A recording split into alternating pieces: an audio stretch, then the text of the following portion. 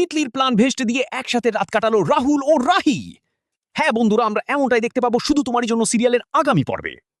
শুরুতেই দেখা যায় রাহুল ও রাহি মুখোমুখি কথা বলছে। রাহুল সোজা সাপটা জানিয়ে দেয় তিতলিকে নিয়ে সে আর কোনো আলোচনা করতে চায় না। গত কয়েকদিনে সে বুঝে গেছে তিতলি এই পরিবারের জন্য ঠিক নয়। এমনকি সে এটাও বলে অনেক বিষয়ে বাবার সঙ্গে মতভেদ থাকলেও এই ব্যাপারে সে বাবার সাথেই একমত। রাহি তখন শান্ত গলায় জিজ্ঞাসা করে তাহলে কি তার ভালোবাসা ভুল ছিল?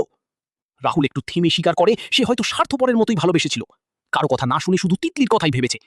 কিন্তু যে মানুষ পরিবারকে সম্মান করে না তাকে সে কখনোই জীবনসঙ্গী হিসেবে মেনে নিতে পারবে না।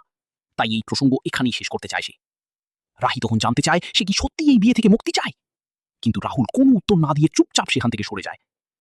অন্যদিকে নববর্ষের আনন্দের মাঝেই রাজীব চৌধুরী সবাইকে ডেকে বড় সুখবর দেয়, তাদের বহুদিন বন্ধ থাকা কারখানা আবার চালু হচ্ছে। মুহূর্তেই বাড়ির পরিবেশ খুশিতে ভরে ওঠে। তিনি বলেন আজ রাহির হাতেই গোপাল প্রতিষ্ঠা হয়েছে, আর সেই শুভক্ষণেই সব অশান্তি কেটে গেছে। তাদের ঘরে যেন মা লক্ষ্মীর আগমন হয়েছে। এরপর তিনি ঘোষণা করেন নতুন ব্যবসার একটি অংশ রাহির নামই করা হবে।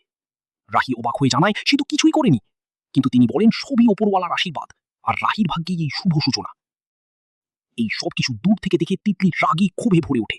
সে মেনে নিতে পারে না যে রাহি এভাবে সবার মন জিতে নিচ্ছে। রাতের পরিস্থিতি আরো নাটকীয় হয়। রাহুল ও রাহি ঘরে এসে দেখে তিতলি তাদের বিছানায় ঘুমিয়ে আছে। বিষয়টা অস্বাভাবিক লাগলেও বড় পিসিমণি এসে বাধা দেন।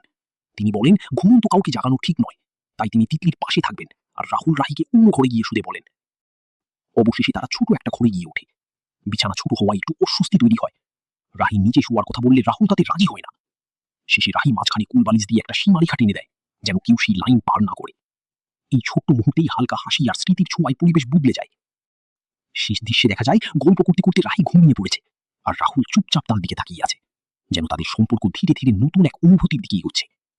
এই ছিল আজকের 1.5 মিনিটের আপডেট। ভিডিওটি ভালো লাগলে লাইক দিন, আর এমন আপডেট পেতে সাবস্ক্রাইব করে রাখুন।